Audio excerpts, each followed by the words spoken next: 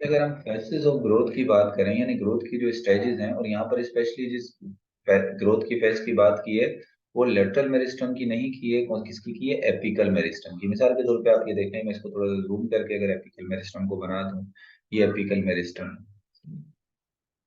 ये apical meristem के sales हैं। अब ये सेल जब ग्रो करेंगे, मतलब इसका साइज अभी इतना है, और जब ये ग्रोथ करेगा तो ये साइज में इतने हो जाएंगे, बढ़ेगा इतना। तो ये जो इसकी यहाँ तक बढ़ने में उसको कितने मराइल से गुजरना पड़ेगा, तो इसको हम क्या कह रहे हैं?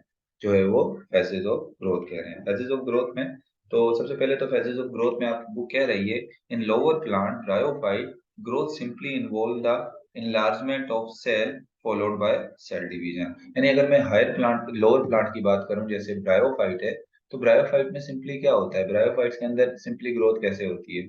सेल जो है वो डिवाइड होता है, ऐसे ये सेल डिवाइड हुए, और डिवाइड होने के बाद ये सेल क्या हो जाएंगे? इलोंगेट हो जाएंगे। मतलब ये सेल डिवाइड हुए, इनसे और भी दूसरे सेल डिवाइड होके बन गए, और पिछले वाले जो सेल है वो क्या हो जाएंगे? वो इलोंगेट हो जाएंगे। मतलब जो ब्रायोफाइट्स प्लांट हैं, जो लोअर प्लांट्स हैं, उनमें जो सेल ग्रोथ होती है उसमें सिर्फ दो ही चीजें होती हैं। पहले सेल डिवाइड होता है, और डिवाइड होने के बाद क्या हो जाता है? इलोंगेट हो जाता है। उसमें मैचुरेशन या डिफरेंशिएशन इतनी ज्यादा नहीं होती। उसकी वजह क्या है? उसकी वजह ये है कि जो ब्रायोफाइट्स होते हैं उनमें ज्यादातर सेल एक ही जैसे होते हैं, पैरेंकाइमा सेल्स होते हैं। ज्यादातर उनके सेल्स क्या होते हैं? मेनली जो बॉडी होती है वो पैरेंकाइमा सेल्स की बनी होती है, तो उनमें कोई इतनी ज्यादा डिफरेंशिएशन की जरूरत नहीं होती। लेकिन जो हायर प्लांट्स होते हैं उनमें जाहिर सी बात है डिफरेंट टाइप के सेल्स होते हैं, तो उनमें डिफरेंशिएशन की भी जरूरत होती है। तो उसके बाद कहता है कि लेकिन जेम्नोस्पर्म की बात करें, तो हम अगर in higher plant like angiosperm या जेम्नोस्पर्म की बात करें, increase in the length take place at the apices of root and shoot. यानी एपाइसिस ऑफ रूट और शूट पे जो इंक्रीज आता है, जो प्राइमरी ग्रोथ होती है, which can be recognise in three region exhibiting three phases of growth. यानी वहां पर जब ग्रोथ हो रही होती है हायर प्लांट के अंदर, तो उस वक्त स्टेम की जो टिप होती है उस पे तीन रीजन बन जाते हैं, बकायदा तीन एरियाज बन जाते हैं। एक एरिया को कहते हैं फॉर्मेटिव फेज, एक एरिया को कहते हैं इलोंगेशन फेज, और एक एरिया को कहते हैं मैचुरेशन फेज। अभी मैं सबसे पहले आपको फॉर्मेटिव फेज के बारे में बताता हूँ। कहता है कि फॉर्मेटिव फेज को सबसे पहले याद रखना है, this is restricted to the tip of root and shoot. मैंने यहाँ पर सिर्फ शूट बनाई हुई है, इस टाइम में रूट जो शूट में होगा वही रूट में हो रहा है, लेकिन मैं यहाँ पर सिर्फ शूट बनाकर बता रहा हूँ, यहाँ पर रूट अभी नहीं बना रहा हूँ। तो मतलब जो फॉर्मेटिव फेस है वो रेस्ट्रिक्टेड है, यानी सिर्फ कहां पर फॉर्मेटिव फेस वाला जो रीजन है वो सिर्फ कहाँ होगा? Tip of root and shoot तक क्या है? ये रेस्ट्रिक्टेड है। इसके अलावा या ये where the cells continuously divide and thus increasing in number. यहाँ जो सेल्स होते हैं फॉर्मेटिव फेस में कंटिन्यूअसली क्या होते हैं? डिवाइड होते हैं। यहाँ देखो, ये सेल के एक लेयर है, ये डिवाइड होकर इन्होंने अपना फिर डिवाइड हो गई है, फिर ये डिवाइड हो, ये कंटिन्यूअसली इसमें सेल क्या होते हैं? इस रीजन में जो है वो डिवाइड होते हैं। अब देखो, इसके सेल जो है वो कंटिन्यूअसली क्या होते हैं? डिवाइड होते हैं। अब अगर हम इनके सेल्स की बात करें कि इनके सेल्स की अरेंजमेंट कैसी होती है, द सेल्स और formative region are closely packed together. यानी इनके सेल एक दूसरे से बिल्कुल करीब करीब जुड़े हुए होते हैं। देखिए यहाँ पर सेल बिल्कुल एक दूसरे के साथ क्या होते हैं? सेल्स की अगर हम इनकी बात करें, तो एक तो ये इनके सेल्स जो होते हैं वो क्लोजली पैक्ड होते हैं। क्लोजली पैक्ड का मतलब क्या होता है? एक दूसरे के बिल्कुल क्या होते हैं? करीब करीब होते हैं। They have thin cellulose wall. और इनकी अगर हम इसमें से मैं एक सेल निकाल लूं, फॉर्मेटिव फेस का एक सेल निकाल लूं, तो इसके सेल की सेल वॉल इतनी थिक नहीं होती। इसकी सेल वॉल जो इसके सेल की जो सेल वॉल होगी वो क्या होगी? वो होगी थिन। जाहिर सी बात है, सेल ने डिवाइड कर होना है, तो सेल वॉल अगर थिक होगी तो उतना बेहतर तरीके से डिवाइड नहीं हो सकता। तो इस वजह से इसकी सेल वॉल क्या होती है? इसकी सेल वॉल जो है वो थिन होती है। और dense cytoplasm and large nucleus. और साइटोप्लाज्म अगर हम इन सेल्स का देखें तो डेंस होता है, गाढ़ा होता है इसका साइटोप्लाज्म। और न्यूक्लियस जो है वो क्या होता है? वो लार्ज होता है। आपको पता है जो सेल डिवाइड होते हैं उनका न्यूक्लियस क्या हो जाता है? लार्ज हो जाता है। और लार्ज होने के बाद जब वो डिवाइड हो रहे होते हैं तो डिसअपेयर हो जाते हैं।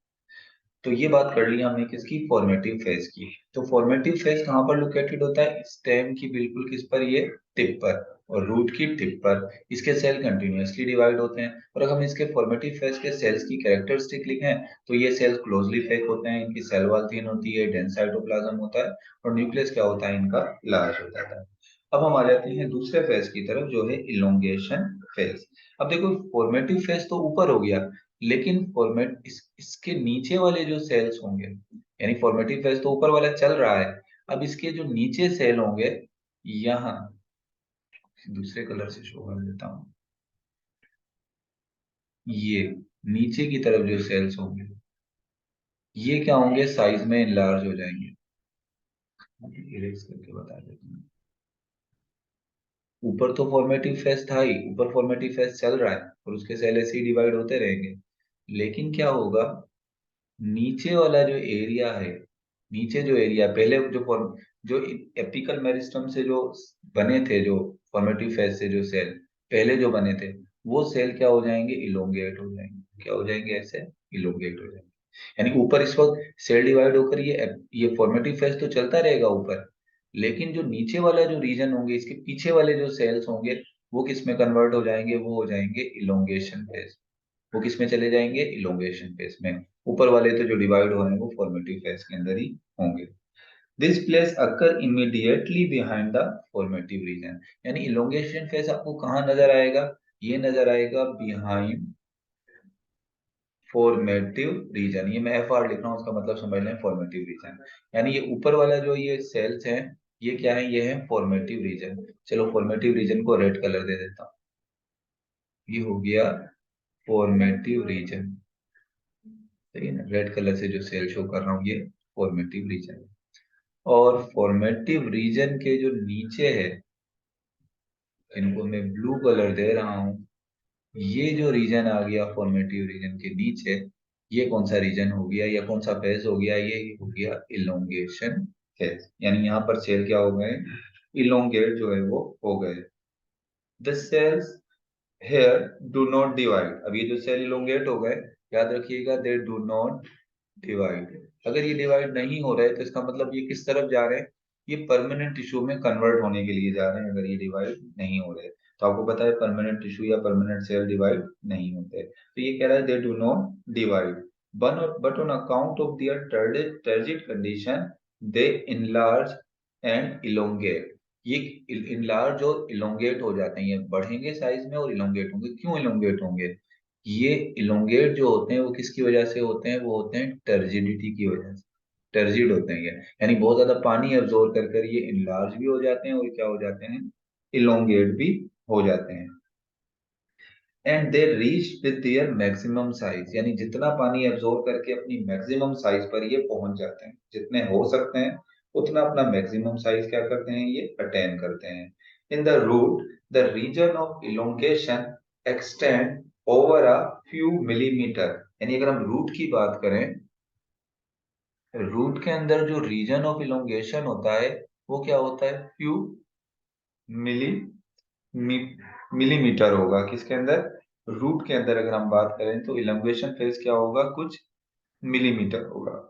लेकिन अगर हम स्टेम की बात करें तो यही इलोंगेशन फेज जो है वो क्या होगा, कुछ सेंटीमीटर होगा। क्या होगा, कुछ सेंटीमीटर होगा। मतलब ये कि अगर ये मैं एक यहाँ पर जो है वो रूट और शूट का ये मिसाल के तौर पे अगर मैं कहता हूँ कि ये रूट है और ये स्टेम है। अब स्टेम में अगर मैं कहता हूँ कि ये जो रेड वाला है, ये रेड वाला पोर्शन जो है, ये रेड वाला जो पोर्शन है स्टेम में, ये है, ये फॉर्मेटिव फेस है। और नीचे वाला जो पोर्शन है जिसको मैं ब्लू कलर दे रहा हूँ, ये क्या है, ये इलोंगेशन फेस है। तो अगर इस स्टेम की बात करें तो इसमें इलोंगेशन फेस कुछ सेंटीमीटर होगा और यहाँ पर क्या होगा, कुछ मिलीमीटर होगा। यानी स्टेम में आपको ज्यादा ज्यादा होता है इलोंगेशन फेस, किसके मुकाबले में, जो है वो रूट के मुकाबले में क्या होता है, ये इलोंगेशन फेज जो है वो ज्यादा होता है। इसके अलावा अब हम आ जाते हैं मैचुरेशन फेज की तरफ। अब क्या होगा, ये जो इलोंगेशन फेज वाला जो एरिया है, इलोंगेशन फेज वाला जो एरिया है, अब इसके सेल तो क्या होना शुरू हो जाएंगे, मेच्योर होना शुरू हो जाएंगे। और इससे ऊपर वाले जो सेल थे, अब मिसाल के तौर पर देखो मैं ऐसे बताता हूँ, ये जो एपिकल मेरिस्टम के ऊपर वाले जो फॉर्मेटिव फेज के सेल हैं, ये डिवाइड हुए, इन्होंने मजीद सेल बना लिए। फिर इनके जो नीचे वाले सेल थे, इससे जो नीचे वाले सेल थे, वो अब किस में कन्वर्ट हो जाएंगे, वो अब इलोंगेट हो जाएंगे, ये वाले सेल जिसको मैं ब्लू कलर दे देता हूँ, चलो उनको शेड दे देता हूँ ब्लू, यहाँ पे ये वाले सेल अब इसमें ये इलोंगेट हो जाएंगे। और जो इलोंगेटिव फेस है, ये इलोंगेट होगा, इलोंगेटिव फेस हो गया। और जो सेल इलोंगेट थे, पहले से इलोंगेट थे, अब वो किस में कन्वर्ट हो जाएंगे, यानी जो इलोंगेटिव फेस था वो किस में कन्वर्ट हो जाएंगे, परमानेंट टिश्यू में। कोई एपिडर्मिस बना लेगा, कोई पेरेन्काइमा बनाएगा, कोई कोलनकाइमा बनाएगा, कोई प्राइमरी जाइलम बनाएगा, कोई प्राइमरी फ्लोएम बनाएगा। तो मतलब क्या हो रहा है कि this lies behind the region of elongation, यानी ऊपर वाले सेल इलोंगेट हो गए तो नीचे वाले सेल मैच्योर हो गए। तो मतलब क्या हो गया, जो इलोंगेशन मैच्योरेशन या डिफरेंशिएशन फेज है वो इलोंगेशन फेज के नीचे होगा। The enlarged and elongated cells are modified into parenchyma ones, यानी enlarged जो सेल थे वो कन्वर्ट हो गए पेरेन्काइमा में, कोलनकाइमा में, इस तरह की टाइप में। Thus the region of maturation of cells became adapted to perform different function, और उन्होंने डिफरेंट फंक्शन करना शुरू कर देंगे। पेरेन्काइमा सेल जो है वो स्टोर करेंगे, जाइलम वाटर को कंडक्ट करेंगे, फ्लोएम जो है वो फूड को कंडक्ट करेंगे। तो चलो अभी हम इसको जो है थोड़ा सा तीनों रीजन को मैं यहाँ पर आपको बनाकर दिखा देता हूँ। और मैंने किस तरीके से ये रीजन बनेंगे ये मैंने आपको बता दिया। मिसाल के तौर पे आप देखो, ये अगर एक स्टेम है तो हम स्टेम के अभी तीनों रीजन जो है यहाँ वन बाय वन जो है वो देख लेते हैं। एक स्टेम है, इसकी ग्रोथ हो रही है। सबसे ऊपर जो है वो सेल्स जो है, सबसे ऊपर जो रीजन है वो है ये फॉर्मेटिव फेज। इसके सेल कंटिन्यू डिवाइड हो गए, ये हो गया फॉर्मेटिव फेज। अब क्या हुआ कि फॉर्मेटिव फेज से जो नीचे सेल्स होंगे वो क्या होंगे, वो इलोंगेटेड हो जाएंगे। और ये जो इलोंगेटेड सेल है ये किससे बने, ये फॉर्मेटिव फेज से ही बने। और उससे जो नीचे सेल होंगे, जो पहले इलोंगेटेड फेज के अंदर थे, उससे नीचे सेल जो थे जो इलोंगेटेड फेज के अंदर थे, वो किस में कन्वर्ट हो जाएंगे, वो कन्वर्ट हो जाएंगे परमानेंट टिश्यू में। तो ये जो फेसेस ऑफ ग्रोथ है, यानी ग्रोथ वाला जो रीजन है, इसको तीन में डिवाइड करेंगे हम। ये फॉर्मेटिव फेज, ये कौन सा वाला फेज, इलोंगेशन फेज, और ये कौन सा वाला फेज हो गया, मैचुरेशन फेज। आफ्टर ऑल ये आए किससे हैं, ये आए हैं किससे, फॉर्मेटिव फेज यानी एपिकल वाले से ही आए हैं। और मैंने आपको एक चीज पहले भी बताई थी कि तमाम के तमाम सेल परमानेंट टिश्यू में कन्वर्ट नहीं होंगे, तमाम के तमाम सेल इलोंगेट नहीं होंगे। कुछ ऐसे भी होंगे जो इलोंगेट नहीं हुए होंगे, जो मैच्योर नहीं हुए होंगे, और वही क्या बना लेते हैं, वही बना लेते हैं इंटरकैलरी मेरिस्टम। क्लियर हो गई ये बात आपको, इसमें से कोई क्वेश्चन हो तो करो।